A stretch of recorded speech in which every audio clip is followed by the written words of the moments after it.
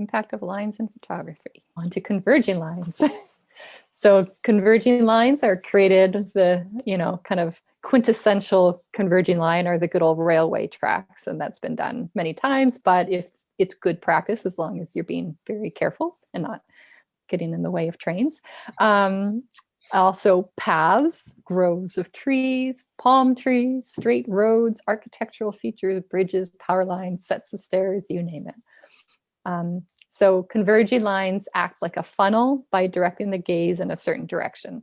And the two parallel lines move closer together in the distance, essentially bringing the viewer with them. Experiment with your positioning with converging lines. You can do it by shooting straight on in the center of parallel lines. You can shift to one side and allow the converging lines to run diagonally from a lower corner to an upper corner. You can shoot upwards of tall buildings. You can get low and allow the lines to encompass the image. Use wide-angle lenses with a narrow aperture to further accentuate the effect of converging lines. And converging lines suggest power, movement. They create impressions of depth and they lead the eye. The inclusion of the vanishing point, which is the point where the lines appear to meet in the horizon, provides a natural resting place for the eye. And again, keep the rule of thirds in mind with converging lines. So here, again, the bridge that I've shown before, snowy, converging lines. You can have people in it, you can have it without people, but you can definitely see how they're moving together. And in this case, it's kind of pulling you to the person in the scene.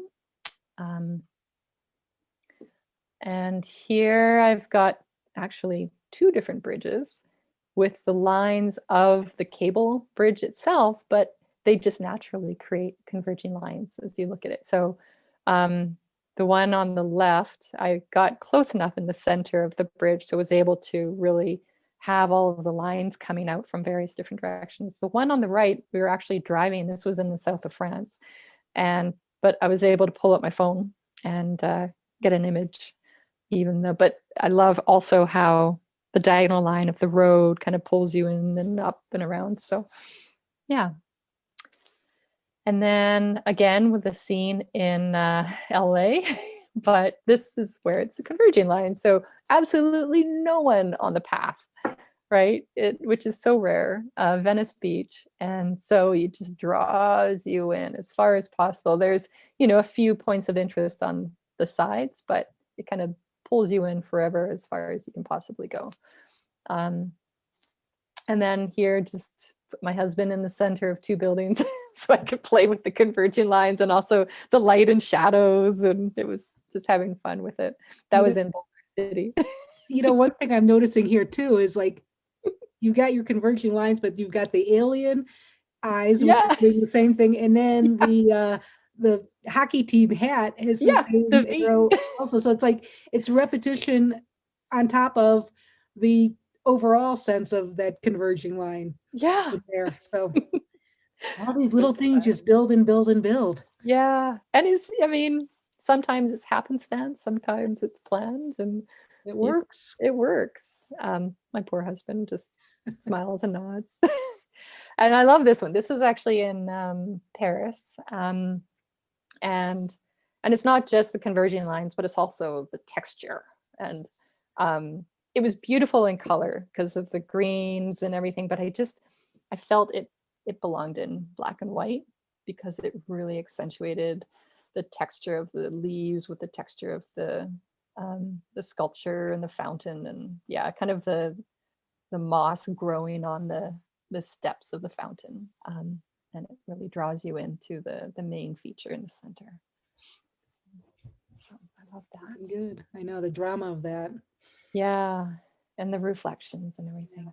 You could you just get sucked in. You can just keep looking. You're going to find, there's so much to see. It's like, yes. In our world of internet, viewing of photography, of Instagram and Facebook, they say we spend like an average of 2 to 3 seconds on a photograph, but it's so sad because you don't get to really look at the depth and the detail to fully understand a photograph. I know, and I'm finding myself, whenever I come across an image that I like, I'm like trying to expand it as much as I possible. know. I'm like, it just doesn't get big enough. Darn phones. Yeah, I know, damn it. Yeah, so like this image, like I could spend 20 minutes or more looking at it, and No. I'm still gonna be finding things in it.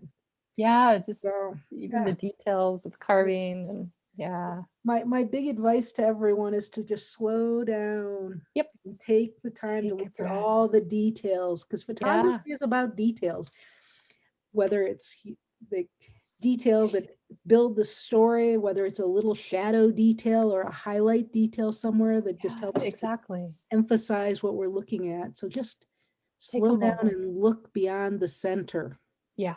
Yeah. Look to the sides, look to the corners, look everywhere. Of course, we are talking about converging lines. Converging. So it's pulling us into the center.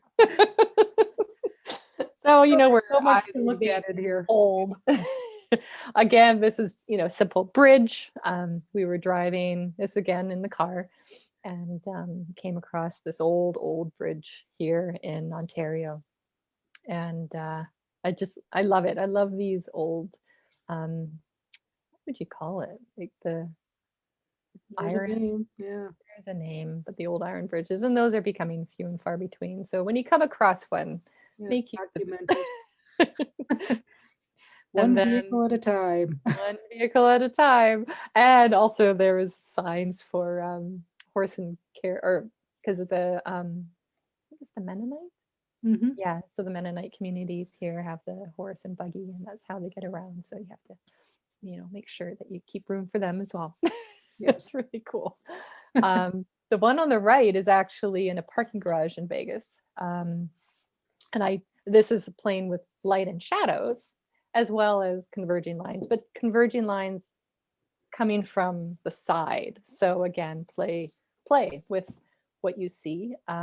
It doesn't have to be straight on, but it could be something on the side, and play with light too. And I'm sure you'll be learning that coming up. Yep. Yeah, light and shadows, contrast, Yeah. chiaroscuro. And Yes. then here's the good old looking up of a tall building or multiple tall buildings. And it's just drawing you up either into negative space or up to the horizon line, and just kind of plays with perspective. And then this is just having fun. It's a combination of converging lines with shapes and angles. This is again, converging lines with vertical lines as well, and curves. And then this is in Chicago, having the lines pulling you into the center, the building there. Yes.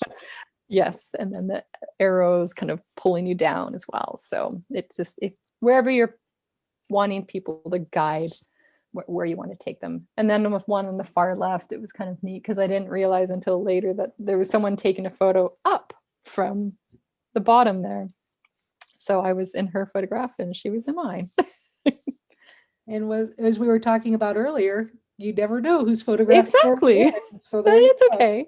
Yeah, I love it. Everyone's got kind of a similar idea, so Mhm. it's fine.